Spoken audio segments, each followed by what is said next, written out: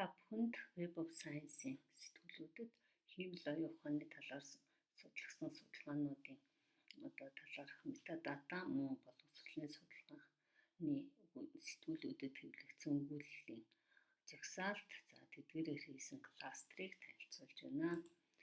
Энд нийт 8939 өгүүлбэл татагдж байна. За эдгээрээс 4877 нээлттэй байна. За энэ өгүүллүүдээс 836 нь 2026 онд хэвлэгдсэн бол 3980 нь 2025 онд хэвлэгдсэн байна. За эдгээрийн төрлүүдийг нь харуулах юм бол одоо 50 өгүүлэл 651 байна. За мөн одоо эрдэмтний маань профайлыг үзүүлсэн байна. За мөн одоо Web of Science-ийн категориудыг нь харуулсан байна. Тухайлбал хилзэн чиглэлээр бол 624 өгүүлбэл хэвлэгдсэн байна. За мөн одоо месо төвчний citation харагдаж байна. Мөн макро төвчний citation нь харагдаж байна. За ингээд доктортой хөгжлийн зорилгууд нь яаж тусгагдсан бэ гэдг нь харагдаж байна.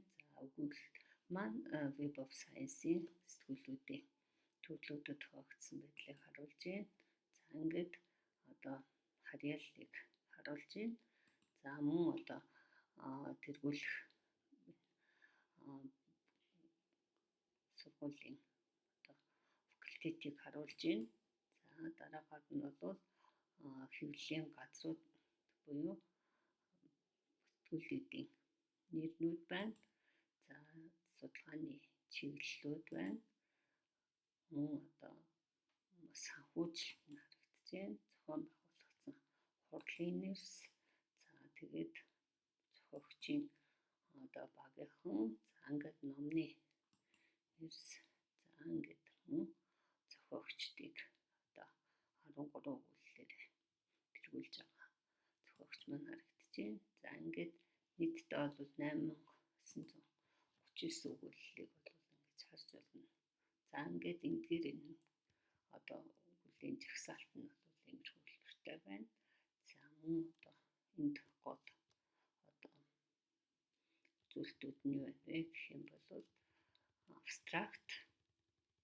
За тэгээд түлхүүр үг зохиогчийн түлхүүр үг бол нэмэлт үгнүүд. За тэгээд бүтээлийн маань нэр, зохиогчийн нэр. За тэгээд одоо хэвлэлийн төрөл харагдаж байна. За ингээд нийт одоо хэвлэгдсэн өгүүллүүд маань бол 8939 өгүүллийг Excel-ийн файл дээр харж байна. За энэ датаг ашиглаад VOS-Weber дээр дараа кластеруудыг гаргаж ирж байна. За нэгдүгээрт бол 10-аас дээш өгүүлэл бичсэн одоо зохиогчийг харуулж байна. За энд Томас гэсэн энэ зохиогч маань олон зохиолтой гэж харагдаж байна. За мөн одоо тэргүүлэх одоо судалгааг хийж байгаа улсуудыг харагдаж байна. За энд Америк, Хятад улсууд. За мөн ингээд Турк, Австрали, Испани, Канада зэрэг Герман, Малайз, Тайван гэх мэт харагдаж байна. За дараагаар нь бол одоо мөн одоо тэргүүлэх байгууллагуудыг харуулж байна. За ингээ Хонконгийн боловсролын их сургуулийн өгүүлэл бол их байхаа гэдгийг харуулна. За дараагаар нь бол түлхүүр үгсээр нь хийсэн мапас бол судалгааны чиглэлийг харж байна. За энэ дээр сүүлийн үед гол одоо судалгаанууд бол хаана хийгдэж байна гэхээр дээд боловсрол, ChatGPT, за тэгээд технологи, за тэгээд технологи хүлээн авах чадвар гэсэн энэ чиглэлд бол судалгаанууд хийж байна.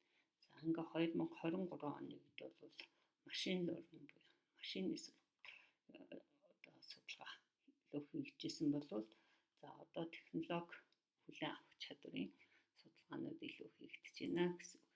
За эдгээрийг зүйдэх байдлыг арай өөр хэлбэрээр харуулах юм бол юм байна.